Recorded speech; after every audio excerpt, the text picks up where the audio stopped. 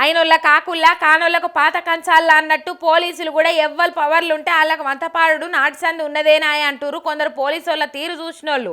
అధికారంలో ఉన్నోళ్ళ మీద రూల్స్ అస్సలే పనిచేయాయి. ప్రతిపక్షంలో ఉన్నోళ్ళ మీద రాజ్యాంగంలో లేని రూల్స్ కూడా కొత్తగా కనిపెట్టి మరీ పనిచేస్తుంటాయి అని అనబట్టిండ్రు జరుగుతున్న తీరు చూస్తున్నోళ్ళు. మాజీ మంత్రి హరీష్ రావు సార్కు భుజం నొప్పి లేస్తే ఆయనను మందలిచ్చేందుకు బీఆర్ఎస్ లీడర్లు వస్తే వాళ్ళని ఇంటికి పోనీయరు, పరామర్శకు కూడా చోటియ్యరు.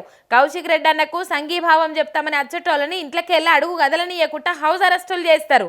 జిల్లాల్లో లీడర్లను ఇంటి గేటు దాటకుండా పోలీసులను కావిలి పెడతారు.